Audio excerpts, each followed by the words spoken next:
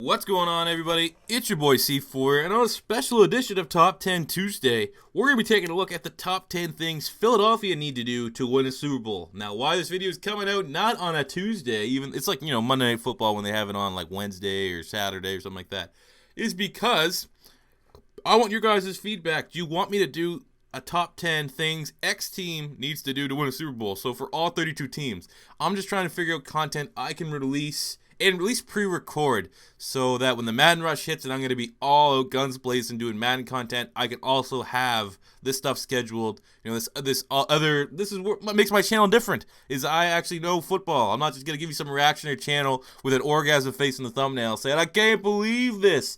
Come check this out with something clickbaity. I want to have Madden, and I also want to have, keep true with my channel and talk about football with football fans. So if you guys think I should do an all 32 team things they need to do to win the Super Bowl, in my opinion, smash that like button. I say 30 likes on this video will give me the incentive that you guys want me to do it. Let me know in the comment section below you want me to do it. Let me know in the comment section below what team you want me to do, and I will put them to the front of the list. How about that? But anyways, jump right into the top 10 things the Philadelphia Eagles, obviously we're going to start with my Eagles, need to do to win the Super Bowl. Number 10, continue to analyze player trends. Draft players at positions we struggle at addressing in free agency. Cornerback and defensive line, we have fucking shit the bed in free agency. Look at, even back to Javon Kearse. Go way back there. It's been an organizational problem, not just with guys we have. Kearse was a bust. What else will we sign? Babin turned out to be a bust. Very one-dimensional player. Corners, Jesus Christ, Bradley Fletcher, Kerry Williams, Nnamdi Asomugha, Byron Maxwell, just to name a few. What good corner we ever signed in free? Ellis Hobbs maybe was the last good corner we brought in through free agency. Yeah, man, I think that is where we need to go for draft. And then looking at draft picks we struggle with, wide receiver and offensive line.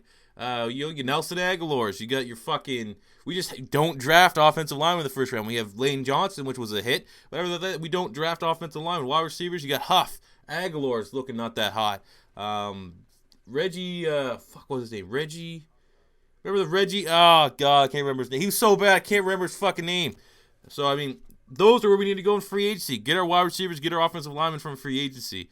That's where we're going to be able to find a success. So continue to analyze these trends, know what we're good at, know what we're not good at, and make that decision correctly in the offseason. Go to number 9 is have a normal offseason. Stop the trades and fantasy GM modes. Every goddamn offseason, Philadelphia seems to be making the most noise in the woods. The elite teams you barely hear a boo from. When was the last time you heard something from Green Bay, from Arizona? Those are the even Denver last year before they won the Super Bowl. Carolina. I mean, for whatever noise Cam Newton makes for the overall, there's not a lot of shit going on with that organization. The best teams are the quiet teams. They're the quiet people in the room that, you don't know what the fuck's going on. Those are usually teams that have an ace up their sleeve and are going to have a big year. Then you have the teams like Philadelphia. We're going to sign Tim Tebow, the Chip Kelly here. We're going to trade this. We're going to trade that. We're going to trade all the Pro Bowlers. We're going to, it's fucking nonsense. I just want one normal offseason. Hopefully this year is the regulated year. Every other offseason after this, we're going to be fucking normal. We're going to sign 1 to 2 players free agency. Not going to trade anyone. Not going to trade picks. We're just going to have a nice little draft. That's it. Move number 8 is don't be afraid to sign veterans. I can't remember the last time we signed a good, proven, short-term solution to a position of need. Thinking right now, our wide receivers, some question marks. Anquan Bolden's out there. You can look at corner. There's probably some. I can't off the top of my head. I can't think of any corners that might be available. Leon Hall. He's been great for the Bengals.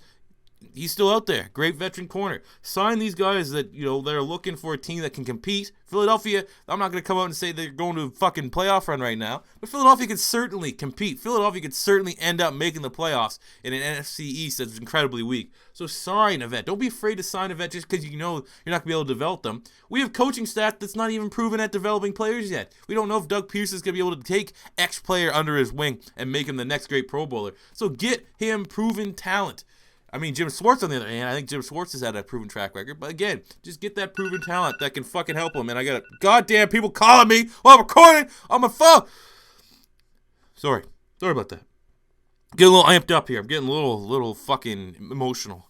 But yes, don't be afraid to sign veterans. That's number 8. Move number 7 is copy the money allocation of top teams. You pay more for offensive linemen and defensive back, less for wide receivers and running backs. Look at the New England Patriots. That is the perfect organization to look at how they spend and allocate their money.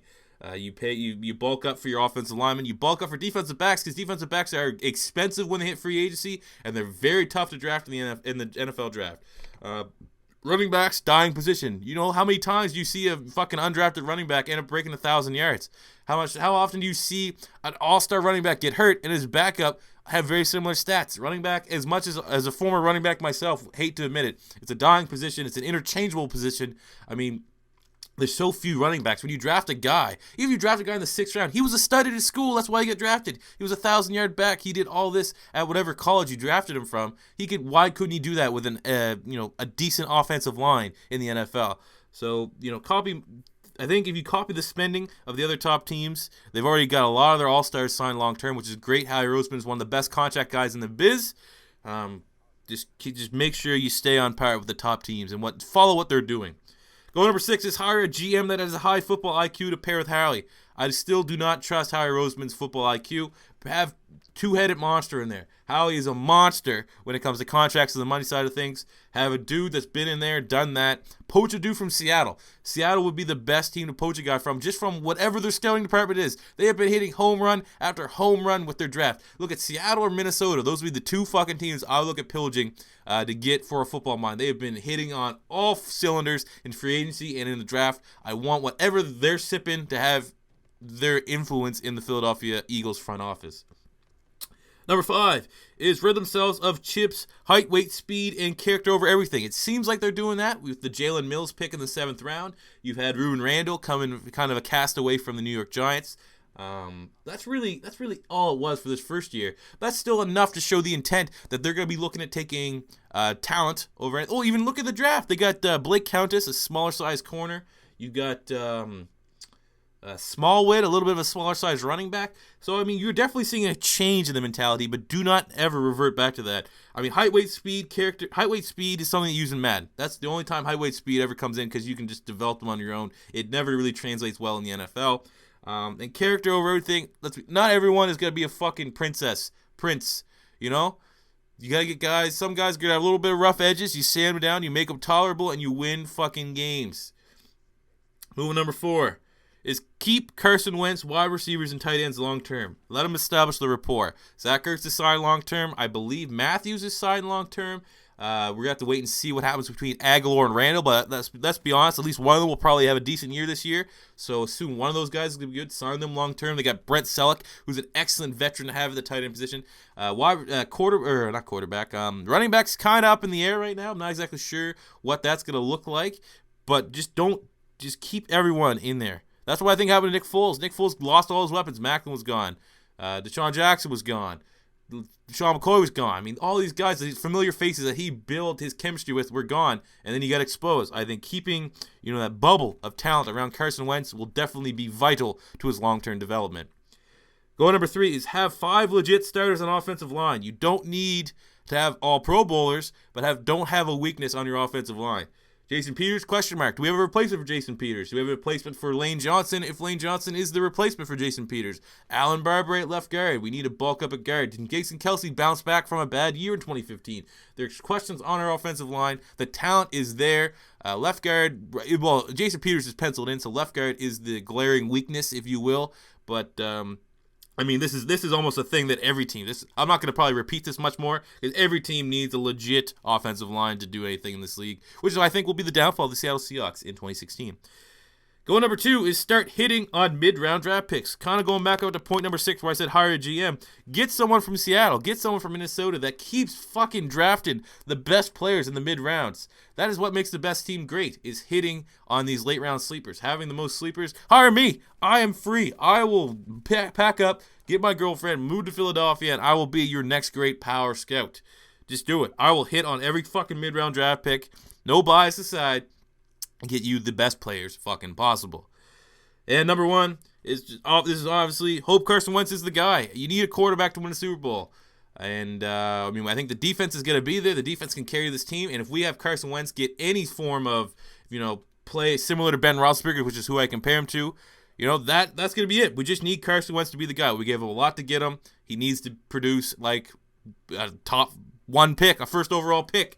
Yeah, that's pretty much it, man. That's fucking these last 3 are really pretty much self-explanatory. It can be said for any team, but even more so in Philly's case because they just did all that this offseason for Carson Wentz. So that would do it for today's video.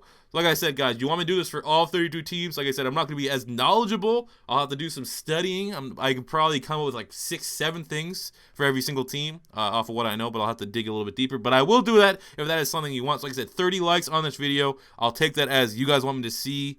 You want to see me do this kind of series, and I'll certainly do that. So thank you guys for watching. Subscribe to the channel if you like this kind of content and you're new, like that video. Till next time, it's your boy C4 saying peace out.